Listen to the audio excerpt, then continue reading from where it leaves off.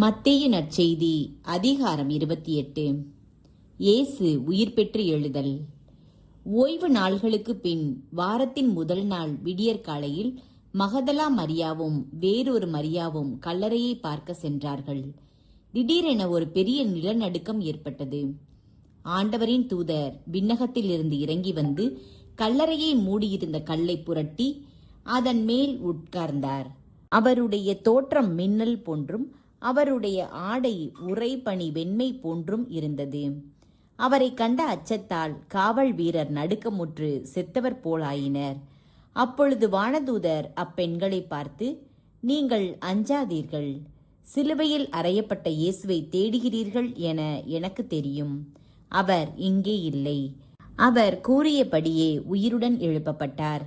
அவரை வைத்த இடத்தை வந்து பாருங்கள்.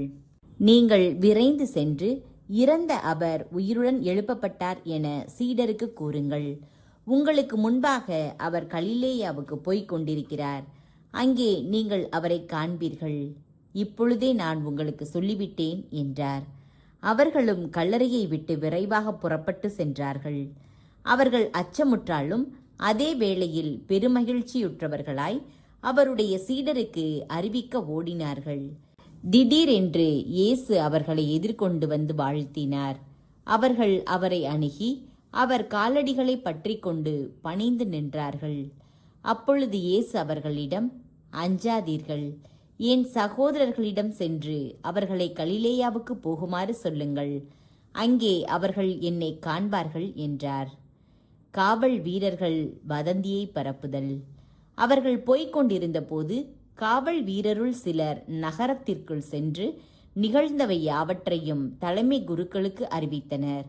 அவர்கள் மூப்பர்களுடன் கூடி கலந்து ஆலோசித்து அப்படை வீரருக்கு மிகுதியாக பணம் கொடுத்து, நாங்கள் தூங்கிக் கொண்டிருந்த போது இயேசுவின் சீடர் இரவில் வந்து அவரது உடலை திருடி சென்றுவிட்டனர் என சொல்லுங்கள். ஆளுநர் இதை கேள்வியுற்றால் நாங்கள் அவரை நம்ப செய்து நீங்கள் தொல்லைக்கு உள்ளாகாதபடி பார்த்து கொள்வோம் என்று அவர்களிடம் கூறினார்கள். அவர்களும் பணத்தை பெற்றுக்கொண்டு தங்களுக்கு அவர்கள் சொல்லிக் கொடுத்தவாறே செய்தார்கள். இந்நாள் வரை இந்த வதந்தி யூதரிடையே பரவியிருக்கிறது. இயேசு சீடருக்கு கட்டளை கொடுத்து அனுப்புதல். 11 சீடர்களும் இயேசு தங்களுக்கு பணித்தபடியே கலிலேயாவில் உள்ள ஒரு மலைக்கு சென்றார்கள். அங்கே அவரை கண்டு பணிந்தார்கள். சிலரோ ஐயமுற்றார்கள். இயேசு அவர்களை அணுகி, விண்ணுலகிலும் மண்ணுலகிலும் அனைத்து அதிகாரமும் எனக்கு அருளப்பட்டிருக்கிறது. எனவே நீங்கள் போய் எல்லா மக்கள் இனத்தாரையும் சீடராக்குங்கள். தந்தை, மகன், தூய ஆவியார் பெயரால் திருமுழுக்கு கொடுங்கள். நான் உங்களுக்கு கட்டளையிட்ட யாவையும் அவர்களும் கடைபிடிக்கும்படி கற்பியுங்கள்.